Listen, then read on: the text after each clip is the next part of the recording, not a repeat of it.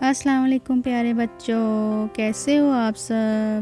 آج کی کہانی کا نام ہے الٹی تدبیر۔ کسی ندی کے کنارے ایک بڑے سے درخت کے نیچے ایک سانپ کا بل تھا۔ اس کا معمول تھا کہ صبح سویرے بل سے نکلتا، آس پاس کا ایک چکر لگاتا اور کھانے پینے کے لیے جو چیز ملتی وہ کھا لیتا۔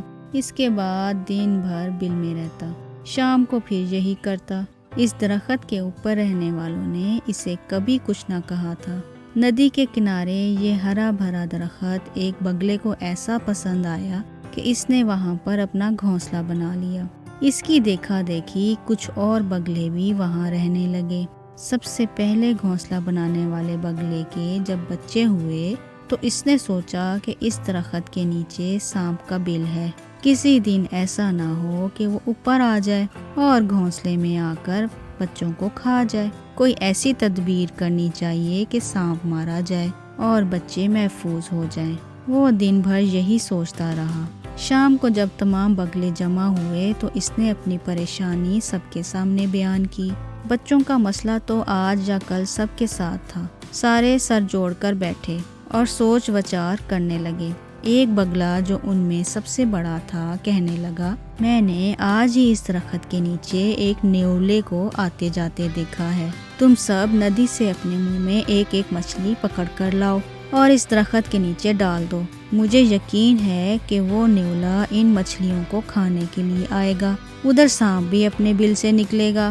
نیولے اور سانپ کی دشمنی پرانی ہے، دونوں لڑیں گے تو میرا خیال ہے کہ نیولا سانپ کو مار ڈالے گا۔ اس تجویز کو سب نے پسند کیا اور ندی سے مچھلیاں نکال کر درخت کے نیچے ڈال دی۔ پھر ٹہنیوں پر یہ سوچ کر بیٹھ گئے کہ دیکھیں سانپ اور نیولے کی لڑائی کیسے ہوتی ہے اور کون کون کس کے ہاتھوں مارا جاتا ہے۔ ابھی کچھ دیر نہ گزری تھی کہ ایک طرف سے نیولا نمودار ہوا اور مچھلیوں کو چن چن کر کھانے لگا۔ مچھلیوں کے لالچ میں سانپ بھی بل سے باہر نکلا، مگر نیولے کو دیکھ کر ایک جھاڑی میں دبک گیا اور یہ سوچنے لگا کہ نیولا وہاں سے ہٹے تو وہ مچھلیاں کھائے۔ اچانک ہی نیولے کی نظر سانپ پر جا پڑی اور وہ مچھلیاں چھوڑ کر سانپ پر جھپٹا۔ دونوں ایک دوسرے پر بڑھ چڑھ کر حملے کرنے لگے۔